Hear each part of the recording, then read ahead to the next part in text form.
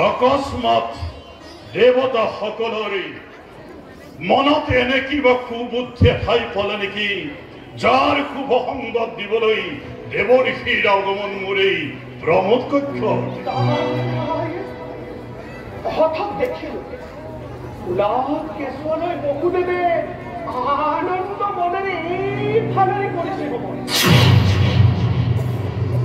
গৰ্ভজাতে প্ৰথম সন্তানক মুক্তি দিল নেকি দেৱঋষি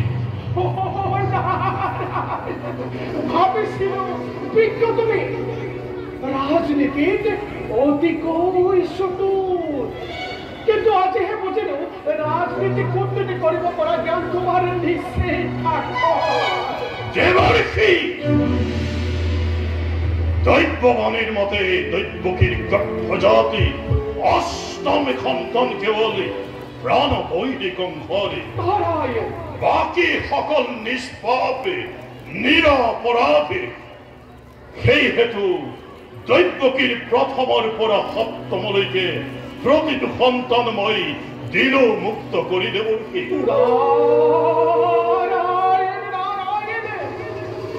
এই অষ্টম সংখ্যাই যে মহাৰহস্যমৃত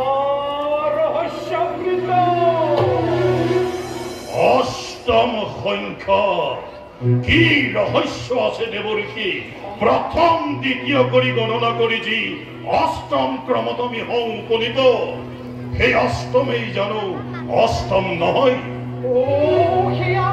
মনুষ্যৰ গণনাহে মনুষ্যৰ গণনা দেৱতাৰ গণনা কিন্তু অতি কৌতূহলপূৰ্ণ দেৱতাৰ গণনা মতে প্ৰথম সন্তান হ'ব পাৰে অষ্টম আৰু অষ্টম সন্তান হ'ব পাৰে কিন্তু কৈ দেৱঋষি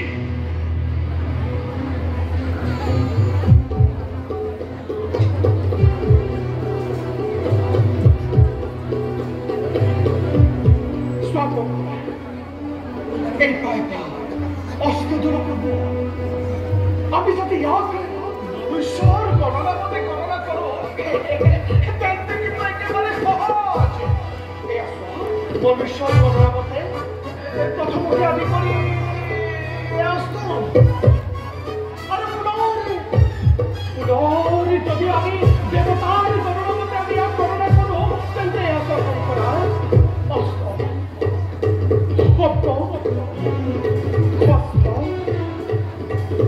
পঞ্চম চতুর্থ তৃতীয় তৃতীয়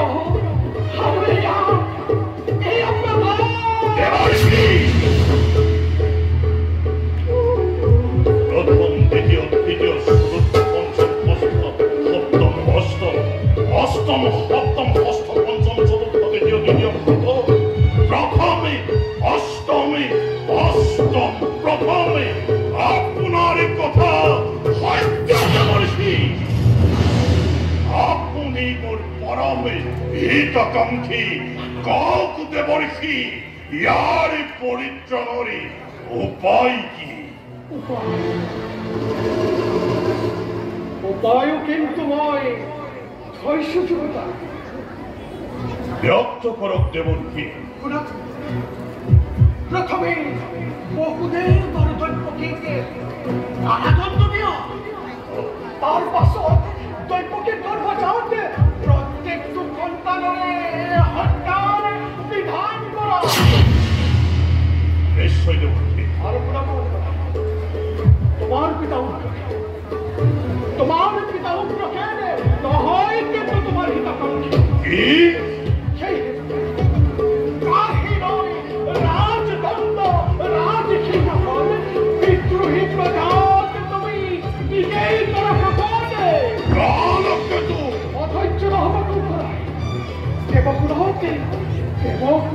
তোমার বিরুদ্ধে হত্যার ষড়যন্ত্র চলিছে স্বয়ং হরিয়ে নেতা সমস্যা ভীষণ সমস্যা কিন্তু আজি তোমার সন্মুখত দেৱঋষি পুনাহের অবগত বহু দেবকে আদি করে যত মানে আছে যা দ্বন্দ্ব আমি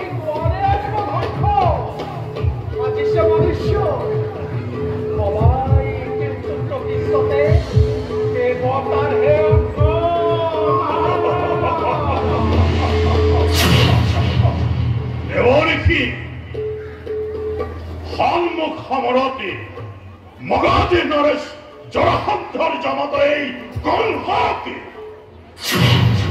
কোনেও পরাস্ত করিব নোৱাৰে আৰু কাপুৰুষৰ দৰে কোনোবাই আত্মচেষ্টা কৰিলেও তাক মই নিজ পৌৰুষত্বৰে কৰিম বিনাশ। দেৱৰ্ষি এই যদিওবা দৈব্য বলবান নিজ পুৰুষাৰ্থ কিন্তু তথাপিও নিৰ্বাচনীতা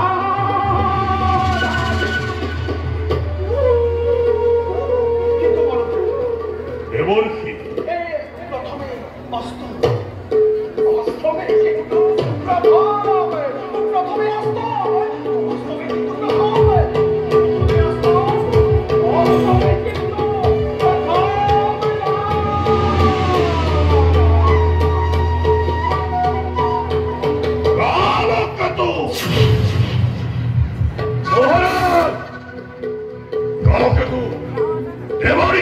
মুখে মাৰিল বিলোকংগ মোৰ বিৰুদ্ধে দেৱকুলতে ঘোৰ ষড়যন্ত্ৰ চলিছে আৰু এই ষড়যন্ত্ৰ ধ্বংস লৈছে মোৰ পিতা উগ্ৰসেন আৰু মোৰ আশ্ৰিত প্ৰজাবৰ্গই।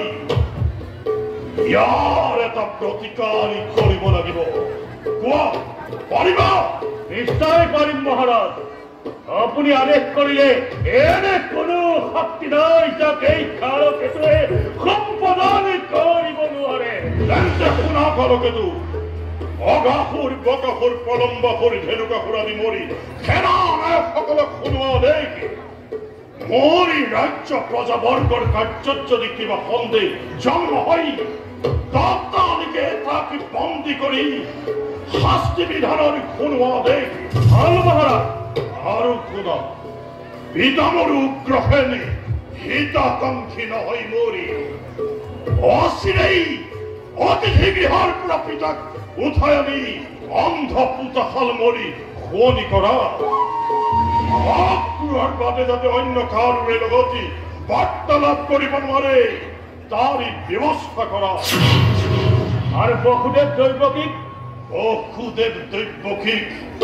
লৌহ জিঞ্জিৰে আবৃত্ত কৰি অন্ধ পুতাশালতে কৰাহি নিক্ষেপ আৰু মৰি কাৰাগাৰৰি কোনো বন্দীয়ে যাতে বহিৰা শত্ৰুৰ লগতে যোগাযোগ স্থাপন কৰিব নোৱাৰে অহৰ্নিশে অতন্দ্ৰ প্ৰহৰাৰী ব্যৱস্থা কৰা। নিশ্চয় মহাৰাজ। আৰু শুনা, দেৱকুলতে মোৰ বিৰুদ্ধে হেনো ঘূৰি ষড়যন্ত্ৰ চলিছে আৰু হৰিয়েই হৈছে ইয়াৰে প্ৰধানী নেতা। আজিৰ পৰা মোৰ ৰাজ্যতে হৰিৰ পূজা দূৰৰ কথা কোনেও হৰিৰ নাম উচ্চাৰণ কৰিব নোৱাৰিব। বন্ধ কৰা যাতে হয় পূজা সংকীৰ্তনে হত্যা কৰা পূজাৰী ব্ৰাহ্মণে আৰু যেনে কৰে প্ৰতিবাদী ততালিকে তেতিক্ষণে মৃত্যুদণ্ড তাকে কৰিব প্ৰদান। সবাই বুজিব তেতিয়া প্ৰকৃততে কোনে ভগৱান। আপোনাৰ আদেশ অক্ষৰে অক্ষৰে মই কৰিম পালন। কিন্তু বুলি ৰৈ গলা কালকেতু, কোৱা আৰু কিবা আদেশ কৰিম? আদেশ কৰক মহাৰাজ। জনপুৰীৰ যাদৱসকলৰ গাঁৱত জুই লগাই দিওঁ। সিহঁতৰ শস্য খাবলৈ দেখি শীতল কুঞ্জ কুটিৰ দপ দপকৈ জ্বলি উঠক। সুখ নিদ্ৰা সুখ শয়নত থকা চব স্ত্ৰী চমকি উঠক। সিহঁতৰ পুত্ৰ ভাগ্য সেই দুটি দগ্ধ হওক। আকাশ জুৰি কন্দলত ৰল উঠক। পলয়ৰ গন্ধ পাতি উঠক।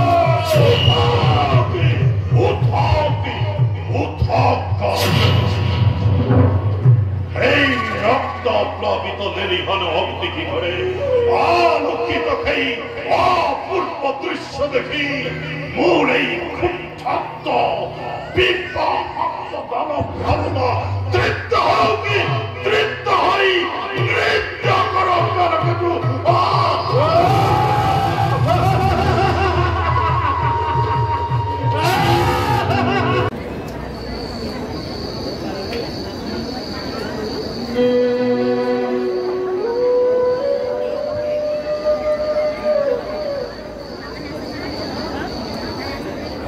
কণ্ঠ যে মোৰ সাপনৰ বিদ্ৰোহী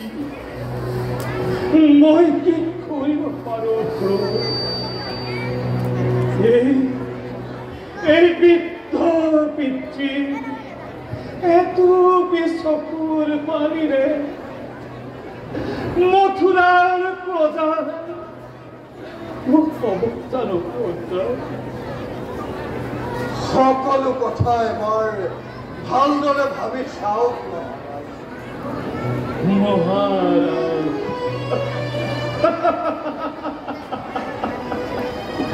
মহাৰাজ বুলি আৰু মোক লাজ নিদিব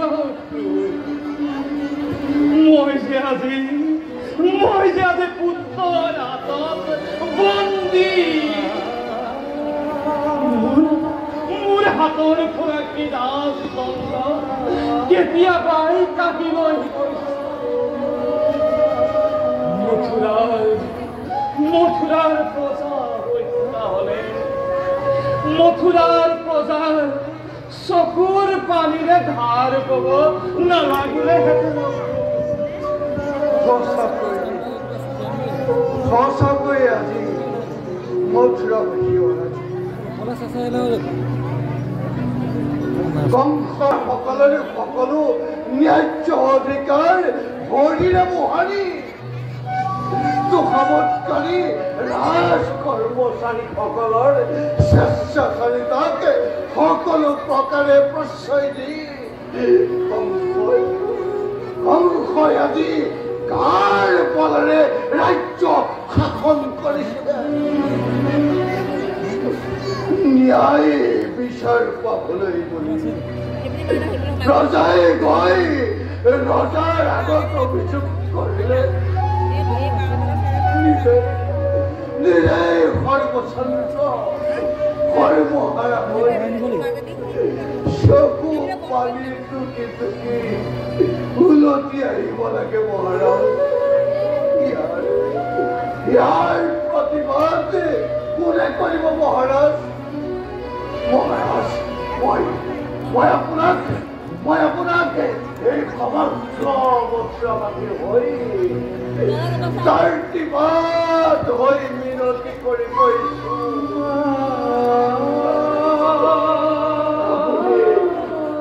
আপুনি এবাৰ কংসকে শেষবাৰৰ বাবে অনুৰোধ কৰি চাওক মহাৰাজ একো লাভ নাই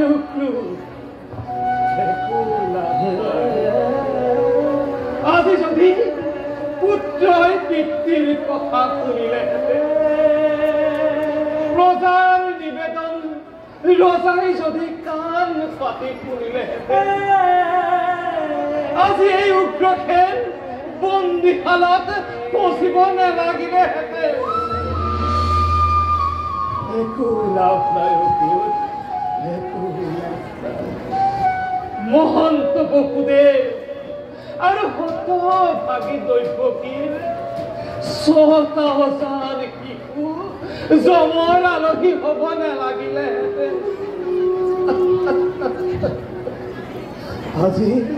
আজি এই উগ্ৰসেনৰ আদেশ এটা সামান্য পোহৰীয়েও পালন নকৰে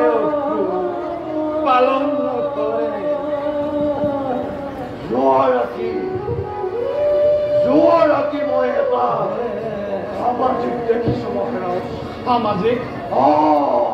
সামাজিক দেখিছো আৰু সামাজিকত জানিবলৈ পাইছো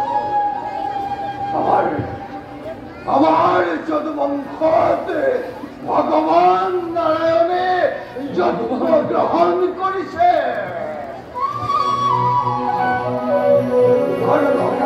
মনত কৰিছে দৈৱকীৰ বাহিৰ আপোনাকে ভয়ংকৰ দৈৱবাণীৰ কথা মহাৰাজ দৈৱবাণী সঁচা হওক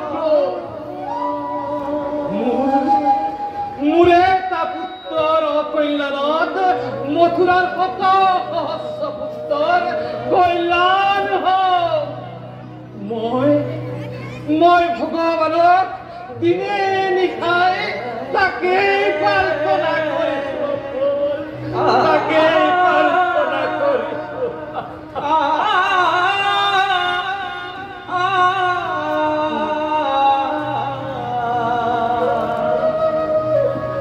মথুৰা বাকিৰ আছে দুৰ্ভাগ্য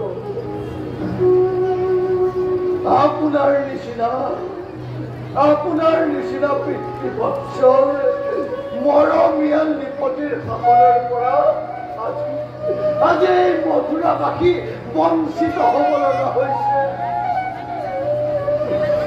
পুনৰ আপোনাৰ তলত থাকিবলৈ পাৰে এই মথুৰাবাসীয়ে ৰাম ৰাজ্য পাবলৈও বাঞ্ছা নকৰে মহাৰাজ ভগৱানে আপোনাক দীৰ্ঘজীৱী কৰক মহাৰাজ ভগৱানে দীৰ্ঘজীৱী কৰক মোৰ আৰু জীয়াই থাকিবলৈ ইচ্ছা নাই মৰণেই মোৰ বাবে শ্ৰেষ্ঠ মৃত ৰজা পালক ৰজা মই যদিও সি অতীতৰ কথা তথাপিতো প্ৰজাসকলৰ আৰ্তনাদ মই চাই থাকিব নোৱাৰো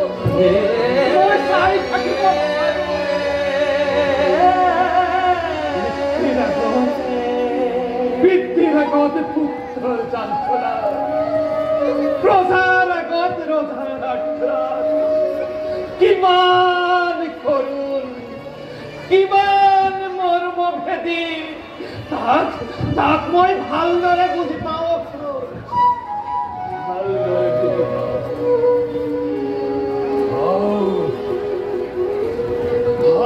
কংসৰ পুত্ৰ তথাপিতো বয়সৰ উৎপীড়ন নোহোৱা হলে শৰীৰত ডেকা কালৰ শক্তি সামৰ্থ্য থকা হলে এবাৰ মই তাৰ অত্যাচাৰ অনাচাৰৰ বিৰুদ্ধে বিদ্ৰোহী হৈ থিয় দিলোহেঁতেন সিংহৰ দৰে গৰজি উঠি কুলাংগাৰ পুত্ৰৰ বুকুত তীক্ষ্ণ শিৰ মই বহুৱাই দিলোহেঁতেন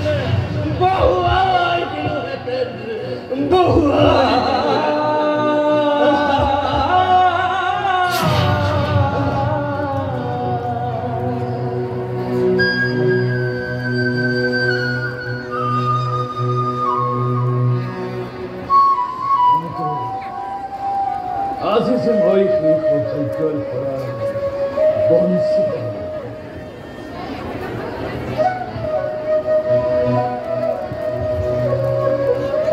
অসহায় শিশুৰ দৰে গতিহীন ভাৱে ঘিণ লগা জীৱন যাপন কৰিছো ঘিণ লগা জীৱন যাপন কৰিছো মহাৰাজ এই সমান নিয়তিৰ ইচ্ছা পিতাক কি কুমন্ত্ৰণা দিবলৈ আহিছ অক্ৰূৰ তোমালোকে যিমানেই অভিসন্ধি কৰিছ সিমানেই এই দুৰ্ভগীয়া কংসৰ কপালতে সৌভাগ্যৰ পদৰ ফুল ফুলিছে তোমালোকৰ দৰে আজি জয় লক্ষ্মীও বন্দিনী কংসৰে ৰাজন্তেপুৰত আৰু শুনা পিতা আজি এই কংসৰ ভয়তে স্বয়ং বিধাতায়ো সাৱধানে বিধি লিপি লিখিবলৈ বাধ্য হৈছে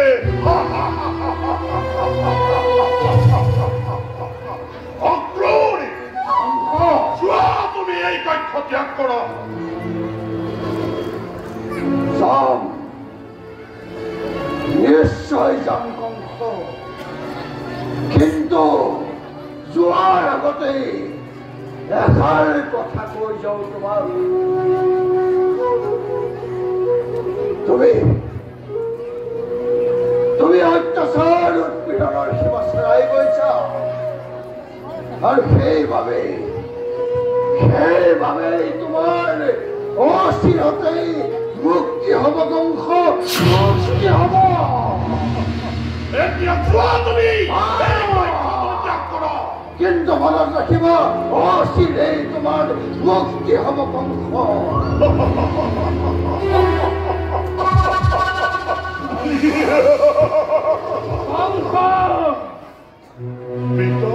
মই তোৰ কোনো মই মতালিৰ কথা শুনিবলৈ ইচ্ছা নকৰো। মোৰ অলপ শান্তি থাকিবলৈ দে।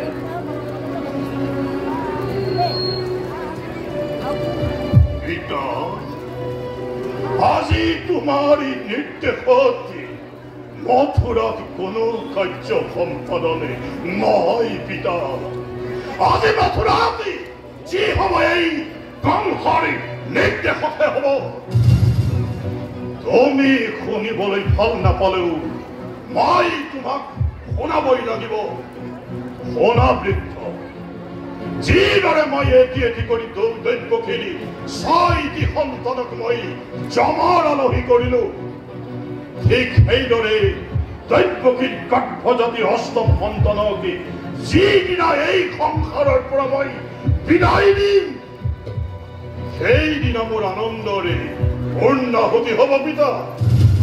আৰু সেই শুভ দিন শুভক্ষণ প্ৰায় সমাগত, যিহেতু দৈব্যকীৰ আসন্ন প্ৰসৱকালে নিচেই ওচৰতে।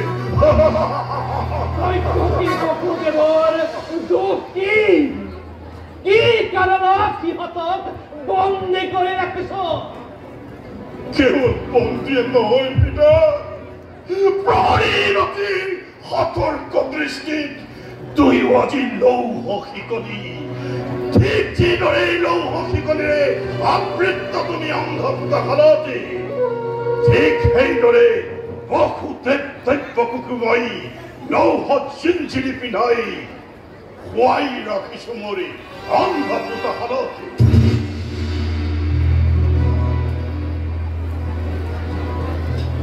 শুনা বৃদ্ধ, তুমি হয়তো ভাবিছা দৈব্যকীৰ বসুদেৱৰ দুখ কি?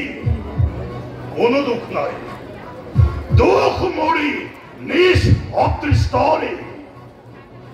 শুনা বৃদ্ধ, যিদৰে মই এটি এটি কৰি দৈব্যকীৰ 6টি সন্তানক মই জমৰি আলহী কৰিলো, ঠিক সেইদৰে দৈব্যকীৰ গৰ্ভজাতি অষ্টম সন্তানক মই যিদিনা এই জগতৰ পৰা বিদায় দিম, সেইদিনা দেখিব পিতা কিমানেই নিশংসতাৰে কংসই শত্ৰুকে কৰিব প্ৰতিৰোধ। আৰু সেই ক্ষণৰ পক্ষতে আজি শত সহস্ৰ মথুৰাৰক্ষী আৰু স্বয়ং মথুৰাৰাজ কংসয়ো বিনিদ্ৰ ৰজনীময়ী কৰিছো যাপনে। পিতা, তোমাক এই শুভ সংবাদ দিবলৈহে আহিছিলো মই তোমাৰ ঘৰতে।